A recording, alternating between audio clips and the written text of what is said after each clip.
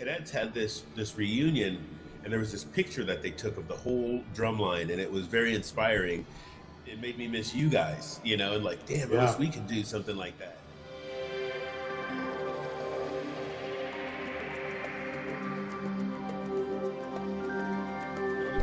Wow. We watched that, and that was the first time I got to see you guys from the back. Wow. And it was just, that Russian Christmas opener. That show was dope. Fire. How you doing, man?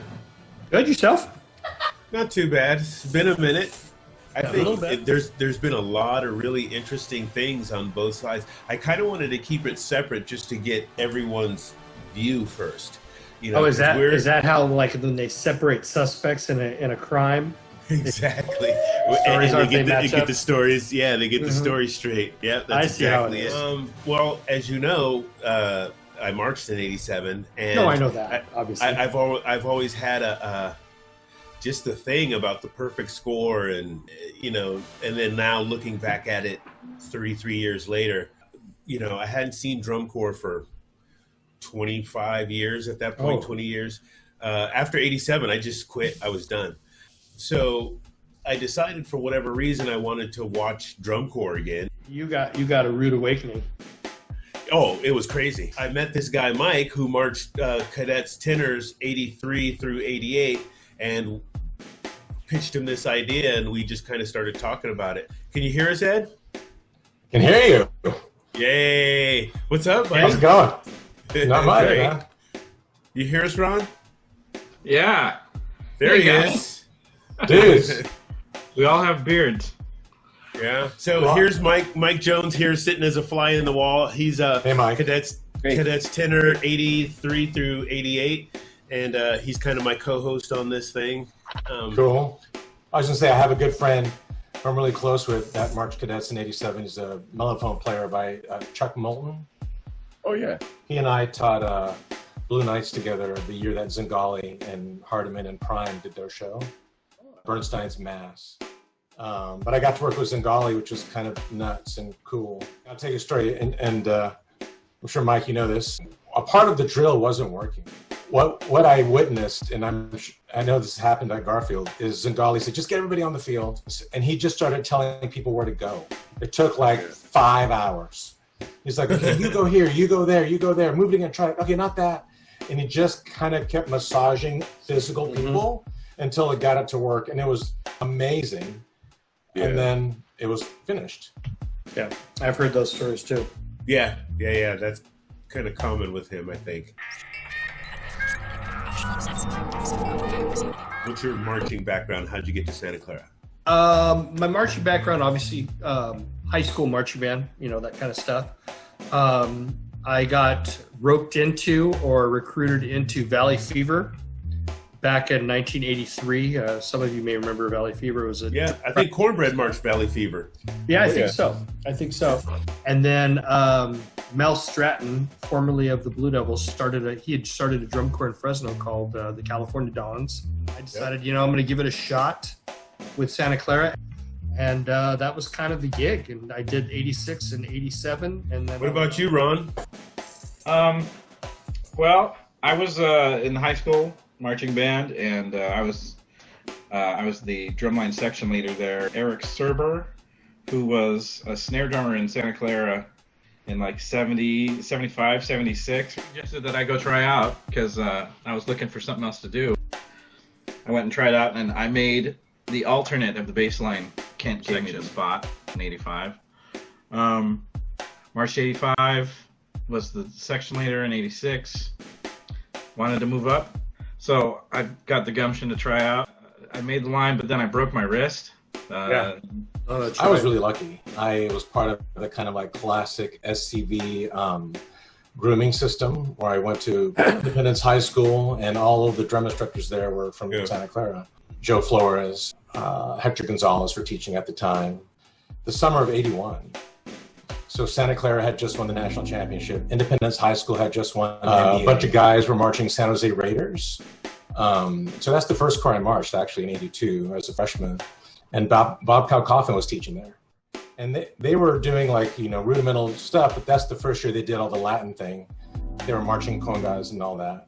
But there's a serious, CHOP program there. So, and people knew that if you went there and studied under Bob, no matter what you thought about his technique, that you could come out and go to any corps you wanted. Oddly, the drum instructor at my high school was the section leader of the drum line at Santa Clara. And he said, I think you should come and try out.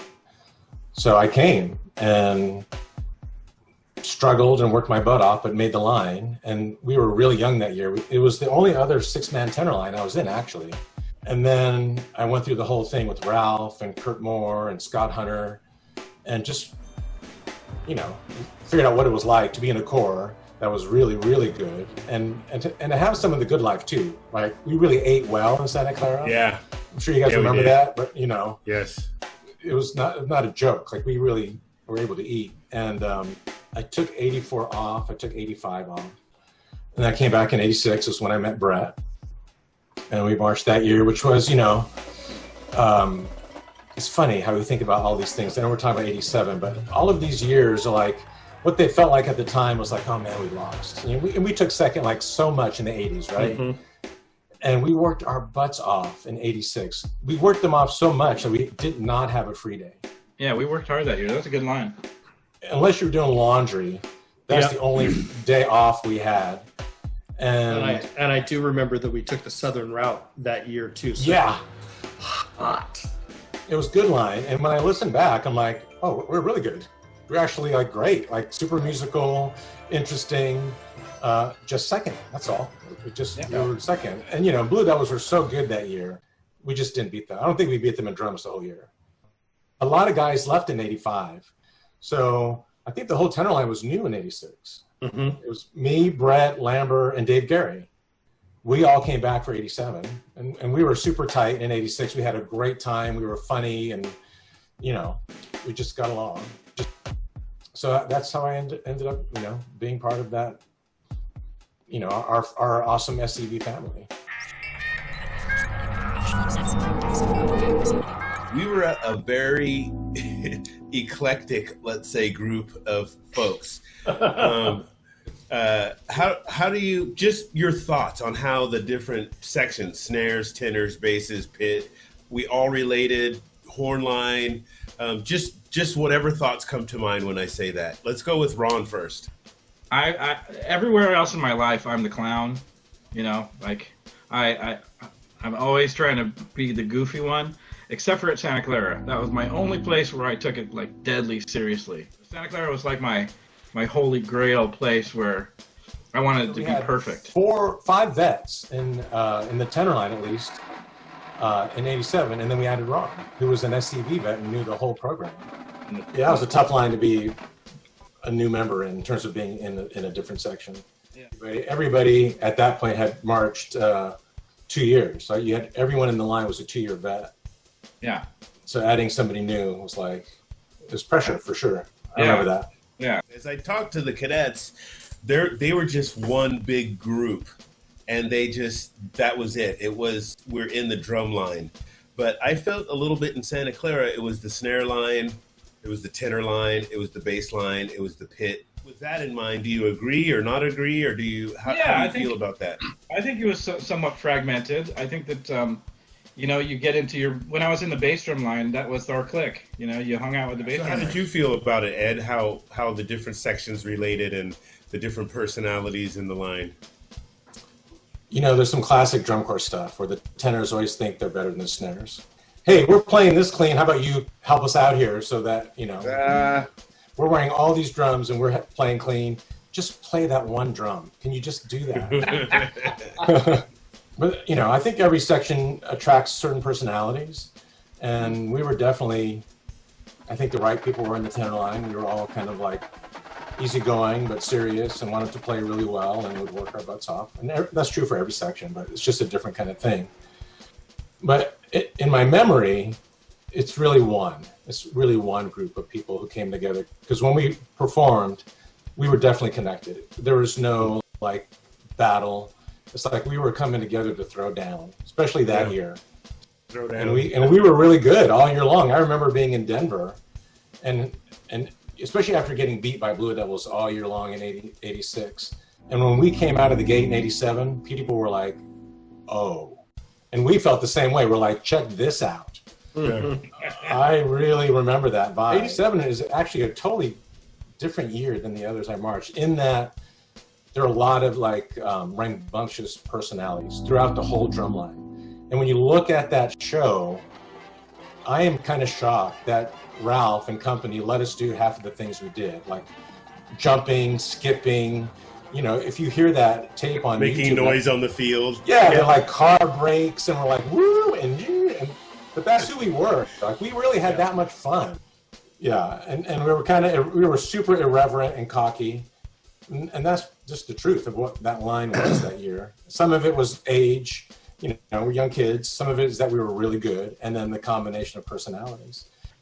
A revelation for the Corps in general was that the horn line was really good. Yeah. So that elevated everything. Parts being cut for you guys, and we would ask to have it added to our book, and then we would go like, because check it out, we could play it, and we'd kick it off, and we'd play whatever that lick was, and it'd be like drum solo. Oh yeah, just give it to us. The Accelerando was supposed to, the whole thing was supposed to be snares, and then you guys have the visual. Yep. You guys got your part cut. We took it. But that Accelerando in the drum solo, the whole thing was supposed to be snares, switching from left hand to right hand. We couldn't keep up with the right hand, and so Ralph yanked it and gave it to the tenors because they asked for it, as I remember. But 87 was way, like Ed said, was way different than 86. We were so green at 86, and we just worked our asses off. 87, it was almost automatic. It couldn't have been easy for you guys, because as I remember, we could pretty much play whatever was being asked of us, and we didn't have to think too much about it. The snare line had quite a few rookies in it. Oh yeah, I think it was just Nate and Ty were the only vets.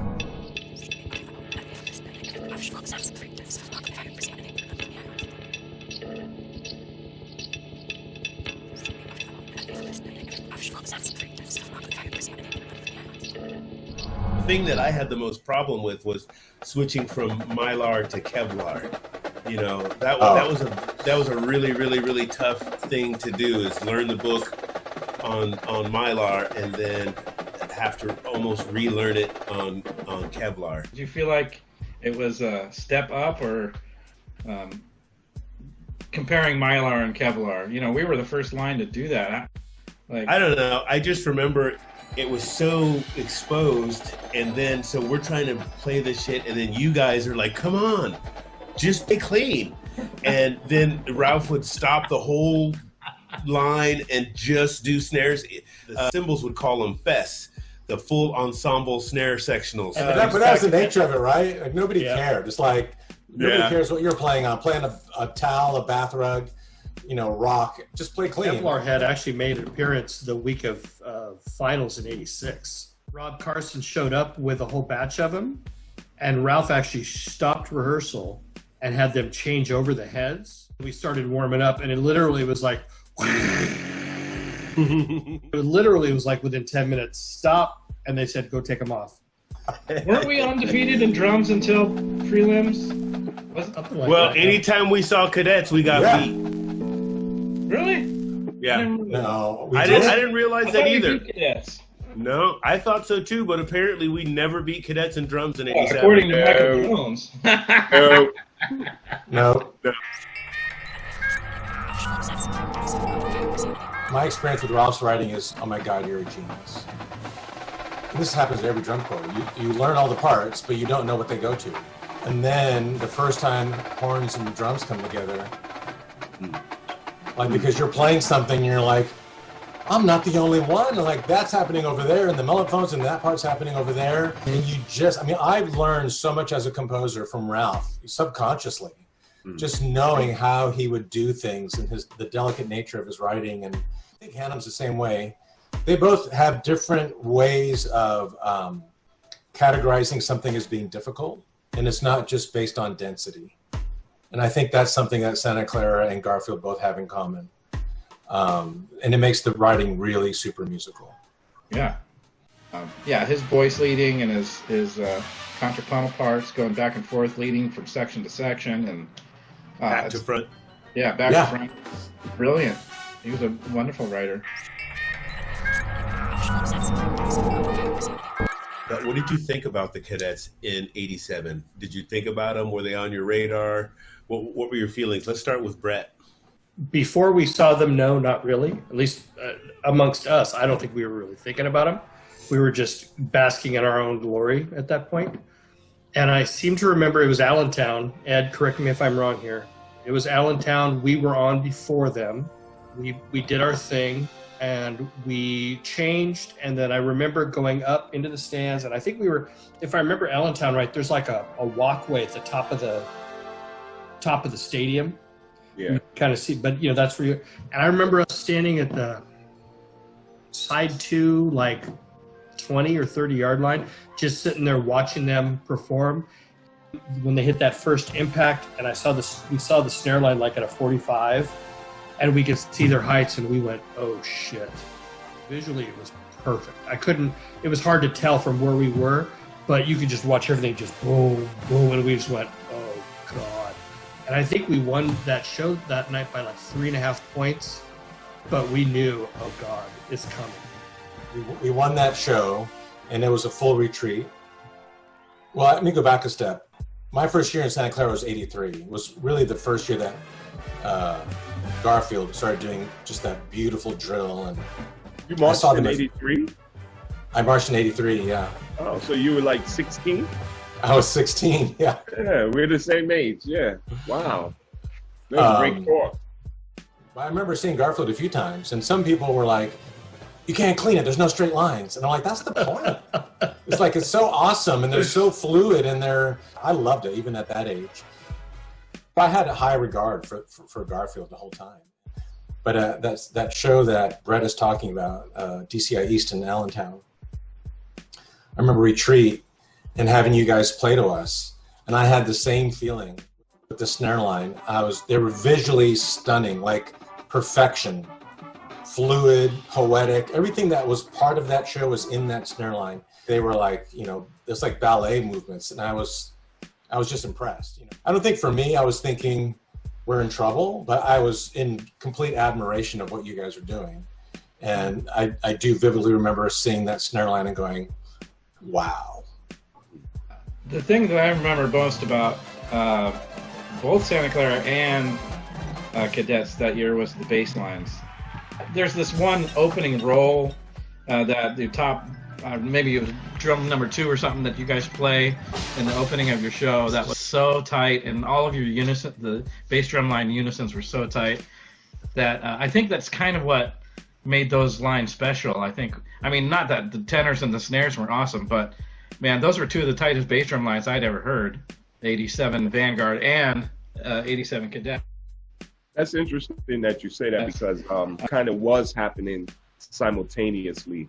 Split snare parts essentially up and down the bass drums. Yeah. And that presented a challenge in balance, because a lot of the times they were lined up right with us, the bass drums. They were playing the exact same thing. But when we looked over across the field, you guys were kind of doing the same thing with your bass drum line, some weird meter stuff. So we were checking it out on retreat when we could. Mike, you marched '83, and when was your last year? '88. Oh wow! So we are the same age.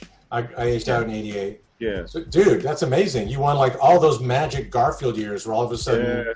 I was born. Shifted. I was born the right time. That's all I. That's a great run. That's a great run to be in cadet. How many rings do you have? 4.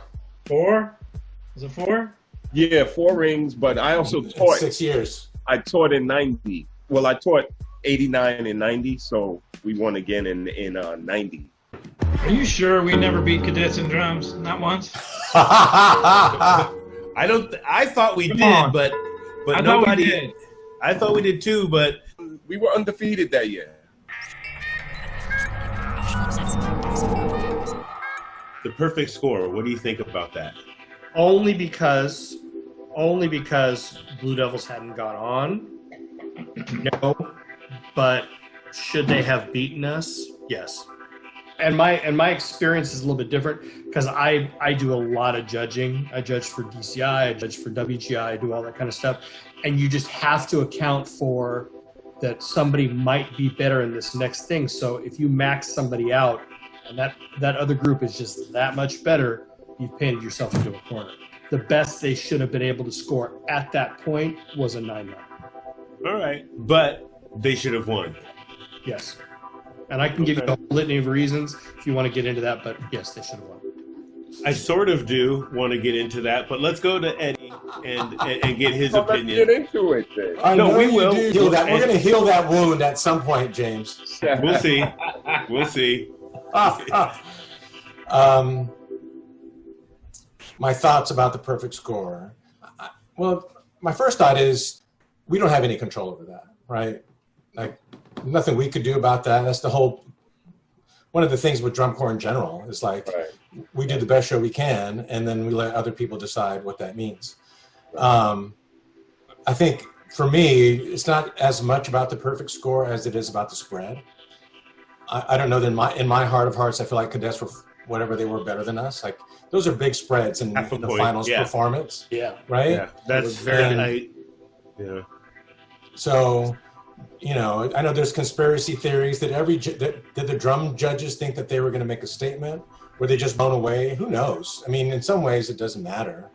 Do I respect Garfield and think that show is as memorable as ours? Absolutely. Maybe it would have been the first time where a tie would have been really appropriate. But I don't feel bad because, well, I don't feel bad now, I should say. I felt bad then. I felt bad then. Of course we did. You know, we were second so many years by so little. Yeah. And we were so good that year. I mean, that's undeniable. And Garfield was so good that year.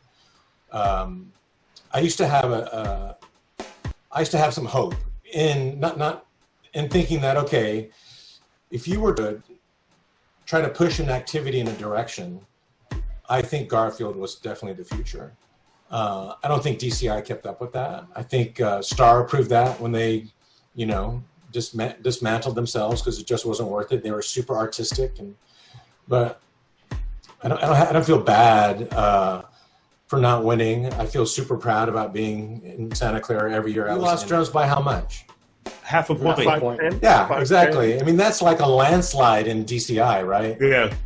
I mean, But aesthetics aside. I have to say this though. Say it. We've been talking about this now, and anyway, at that time, so drum thing was evolving, right? So the way they adjudicated us was changing. But with drums, it came down to who was clean. That was always what it came down to. At the end, who was clean.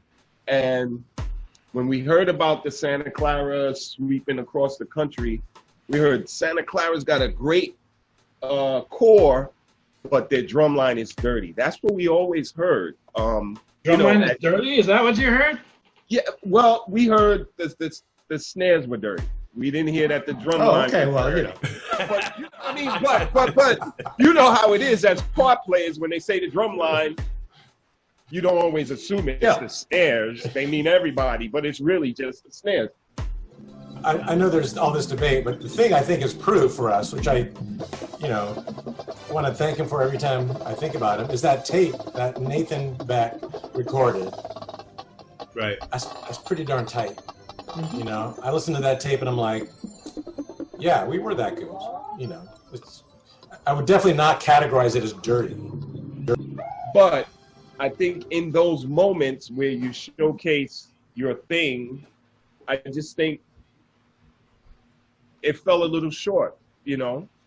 Well, I mean, if you guys had the most rookies in the section, if you were the weakest section, then that would be relevant, right? You had these monster quad players.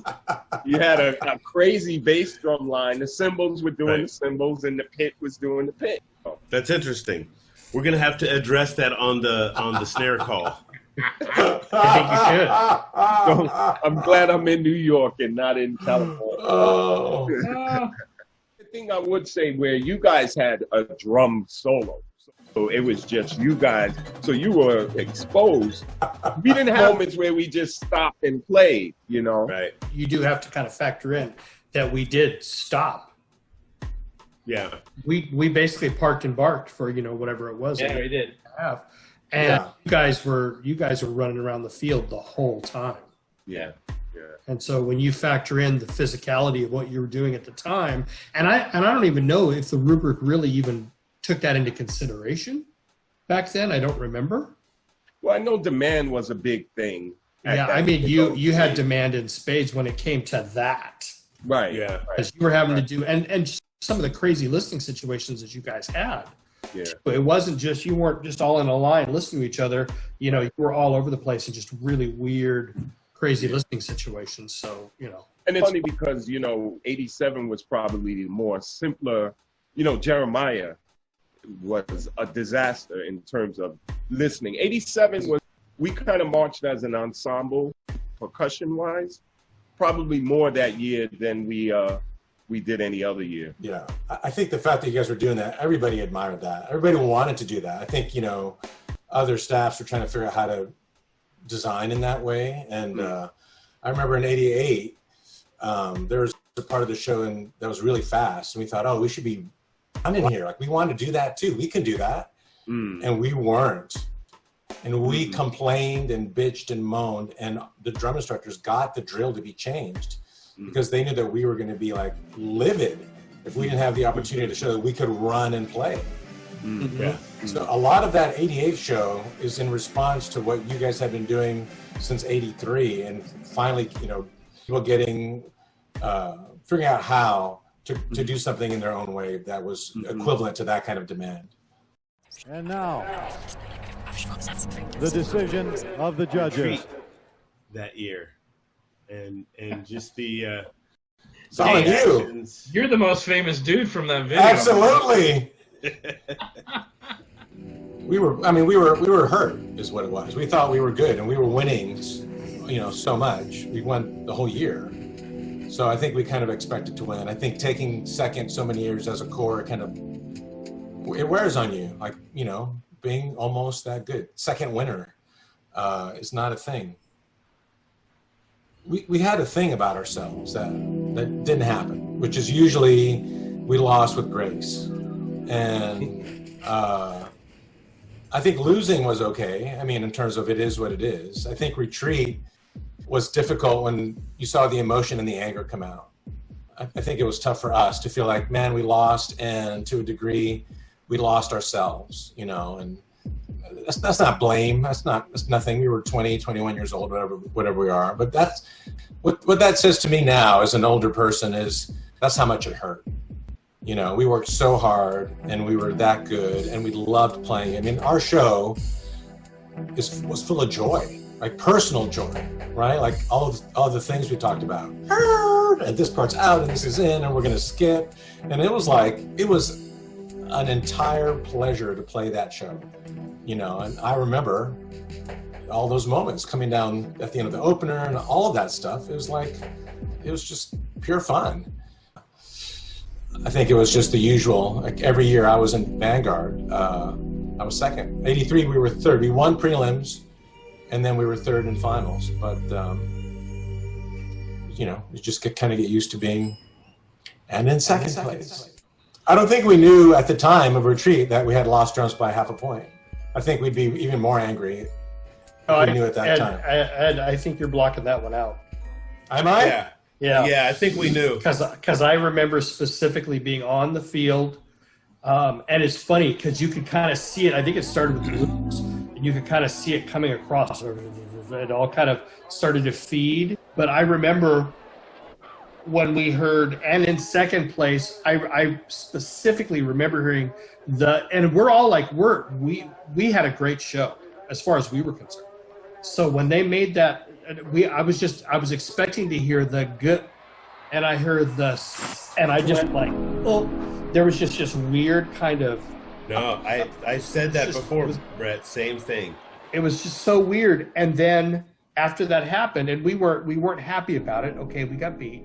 But then we found out the rumor or the word started to come across that we lost as a core because of the drum line, because of the drum score. And I think for myself, that was like that whole weight of the entire core losing because of us, whether the gap was justified or not, just the fact that that was on us now. Because I think didn't we win almost every other caption? I don't think we would have won visual, but at that point, I think that was part of the emotion. Is like we knew that it wasn't that we had just lost by a tenth. We knew that we had lost drums by half a point, and that's why we lost by a tenth. I did block that out. I don't remember that at all. Mm-hmm. I do. Allow me to open that wound for you again. What about you, Ron? What do you remember about Retreat? Weren't we undefeated in drums until? No. No. According to Michael Jones. I was, bridesmaid 3 years in a row, 85, 86, and 87. And 87 was 1 year I thought, okay, we really got a shot at this. So my hopes were broken that night. Especially being like undefeated all season, I mean, no one beat us until prelims, that like I was like, oh, we got this. Here's what's amazing to me about that year for all of us. It's one of the most memorable years ever. I am still shocked to this day that people talk about 87. 30 through all the drum corps pages on Facebook and bump into people. I mean, I just met somebody last at the NAMM show, and we were having dinner, and we're hanging out.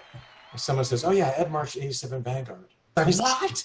Mm-hmm. And like that still happens, which it's weird but cool, and gracious about that. So we both left legacy because drum lines are moving like we moved, and everybody's got props and sceneries. It was a good competition that night between the two corps. Two great performances.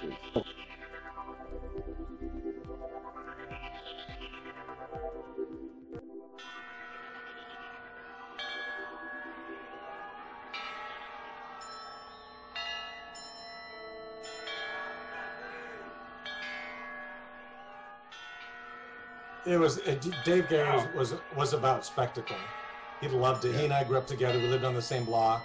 We went to the same high school together. We would just jam, and part of what I learned from him and we learned from each other is just to be able to just show up and play, right? Like just to make music, because that's what we did as musicians.